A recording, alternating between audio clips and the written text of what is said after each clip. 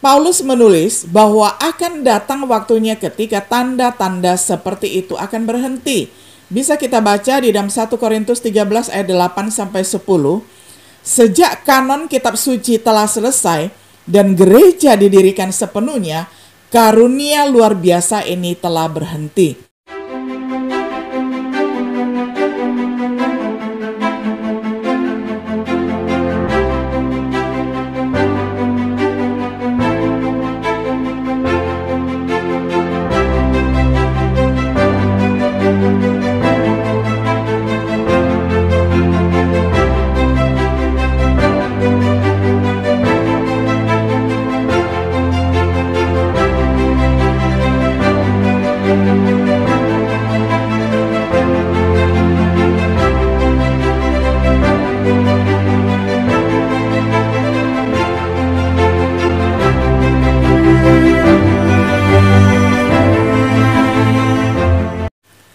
Shalom sahabat Biblika yang dikasihi oleh Tuhan.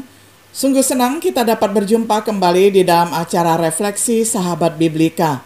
Pada hari ini kita tiba pada episode yang ke-89 dan merupakan episode yang terakhir di dalam pembahasan kitab Injil Markus dengan tema tanda-tanda yang menyertai.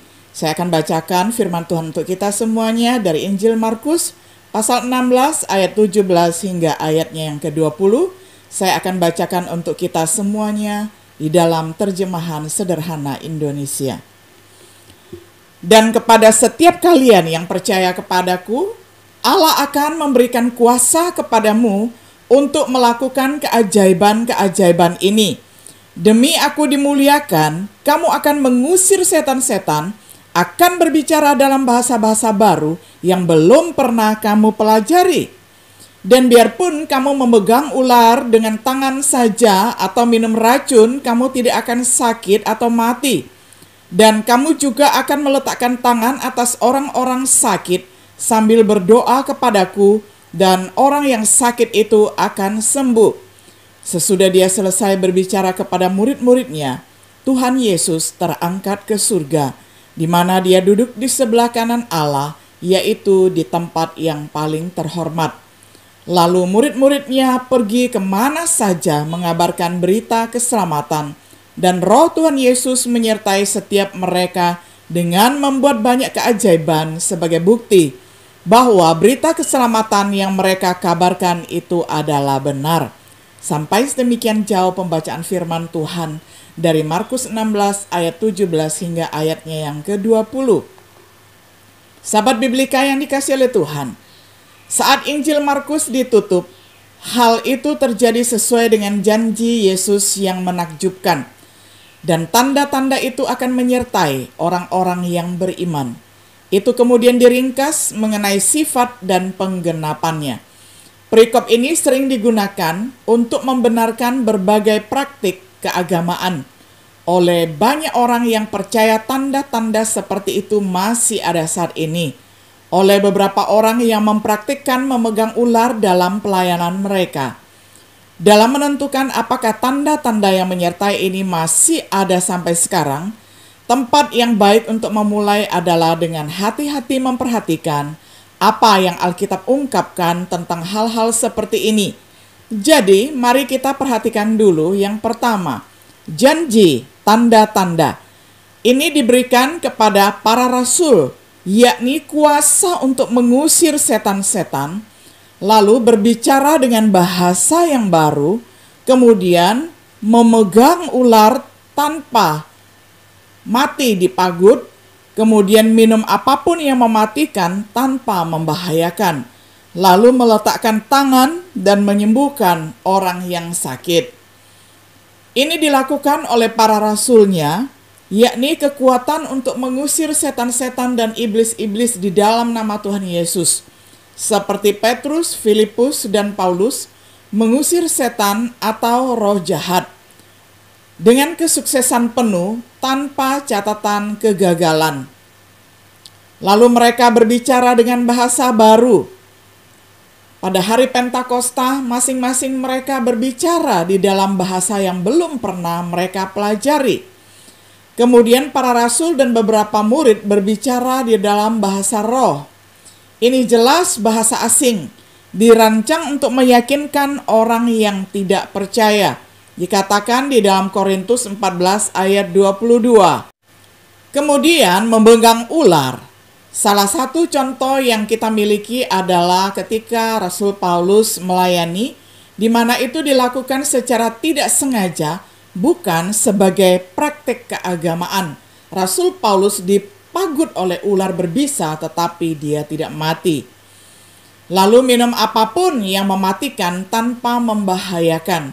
Alkitab tidak mencatat ada contoh kasus yang seperti ini, jadi tidak ada catatan tentang hal ini. Kita tidak memiliki catatan di dalam Perjanjian Baru tentang orang yang minum racun tetapi tidak mati, baik secara tidak sengaja maupun sebagai praktik keagamaan. Lalu yang kelima adalah meletakkan tangan dan menyembuhkan orang sakit. Ini banyak dilakukan oleh para rasul. Para rasul dan beberapa murid menyembuhkan orang sakit. Sekali lagi dengan kesuksesan penuh, tanpa catatan kegagalan. Jelas sisa catatan Perjanjian Baru menegaskan catatan Markus 16 ayat 20 untuk membantu menentukan apakah tanda-tanda seperti itu berlanjut hari ini. Yang kedua, kita mau melihat tujuan dari tanda-tanda ini terungkap di dalam Injil Markus. Tujuannya adalah untuk meneguhkan firman Tuhan yang diberitakan oleh para rasulnya, dengan mendemonstrasikan bahwa Tuhan sedang bekerja di antara mereka dan bersama mereka. Dinyatakan di tempat lain di dalam Alkitab, Tuhan sendiri memberikan kesaksian melalui tanda-tanda seperti itu ketika para rasul melayani. Dan Tuhan juga memberikan kesaksian melalui tanda-tanda, keajaiban, mukjizat, dan karunia roh. Ibrani 2 ayat 4. Pengamatan mengenai tujuan tanda-tanda. Karunia-karunia ini adalah bagian dari kepercayaan para rasul sebagai agen-agen Tuhan yang berwenang di dalam mendirikan gereja. Karunia tambahan ini diberikan untuk pendirian gereja Tuhan di dunia ini. Dengan kata lain, untuk memastikan bahwa para rasul memang berasal dari Tuhan dan bahwa pesan mereka benar-benar firman Tuhan. Mengenai durasi tanda-tanda, Paulus menulis bahwa akan datang waktunya ketika tanda-tanda seperti itu akan berhenti. Bisa kita baca di dalam 1 Korintus 13 ayat 8-10. Sejak kanon kitab suci telah selesai dan gereja didirikan sepenuhnya, karunia luar biasa ini telah berhenti. Ini menurut tafsiran dari Jonathan Edwards. Bahwa dengan berlalunya zaman kerasulan, karunia-karunia ini berhenti juga merupakan kesaksian dari Chrysostom dan Agustinus. Jika tanda-tanda atau karunia rohani seperti itu ada pada hari ini, maka kita harus mengharapkan wahyu baru dari Tuhan untuk kepentingan semua orang yang harus ditambahkan ke dalam Alkitab. Siapa yang berani mengatakan bahwa doktrin mereka berasal dari Tuhan, mereka yang mengaku memiliki tanda akhirnya akan terungkap sebagai nabi palsu. Ketika nubuatan mereka terbukti salah atau doktrin mereka bertentangan dengan apa yang telah diungkapkan. Jika sekiranya kamu berkata dalam hatimu, bagaimanakah kami mengetahui perkataan yang tidak difirmankan Tuhan? Apabila seorang nabi berkata demi nama Tuhan dan perkataannya itu tidak terjadi dan tidak sampai, maka itulah perkataan yang tidak difirmankan Tuhan. Dengan terlalu berani nabi itu telah mengatakannya, maka janganlah gentar kepadanya. Inilah tanda-tanda yang telah Musa tuliskan di dalam Kitab Ulangan 18 ayat 21-22. Kesimpulan, tanda-tanda yang menyertai adalah penting sebagai sarana yang digunakan oleh Tuhan untuk memberi kesaksian tentang firman-Nya dan para rasulnya, memberikan wahyu penuh dan terakhir tentang kehendak-Nya. Namun tanda-tanda seperti itu hanyalah sarana untuk mencapai tujuan, menghasilkan firman Tuhan, yakni pedang roh yang pada gilirannya menghasilkan buah roh sebagaimana yang kita Hafal tentunya dari Galatia 5 ayat 22 sampai 23, Roma 8, 5 sampai 6. Lebih penting daripada tanda-tanda termasuk bahasa roh, nubuatan, pengetahuan, atau karunia rohani lainnya. Itulah kualitas kasih, sukacita, damai sejahtera, harapan, dan semuanya yang ada di dalam kehidupan orang Kristen, sebagaimana yang setiap diri kita dapat hasilkan menurut catatan Galatia 5 ayat 22 sampai 23, yaitu buah roh dalam hidup kita lebih penting daripada karunia roh. Dengan pertolongan firman Allah, termasuk Injil Markus yang luar biasa, kita dapat yakin bahwa kita akan setia mengikuti Tuhan yang telah mati dan bangkit untuk kita, dan suatu saat akan datang kembali menjemput kita semua yang percaya kepadanya.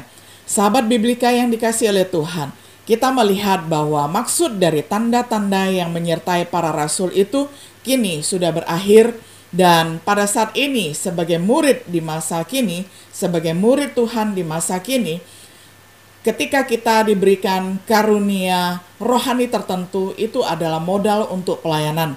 Jikalau kita tidak mendapatkan karunia seperti yang didapatkan oleh para rasul itu, tidak masalah, karena itu tujuannya adalah untuk pendirian gereja. Dan pada saat ini, gereja sudah berdiri dan sudah berkembang, dan tugas kita adalah untuk membina warga gereja dan melanjutkan pelayanan para rasul.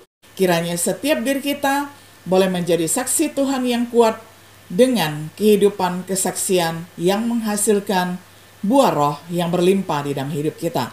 Tuhan Yesus menyertai dan memberkati kita semuanya. Shalom.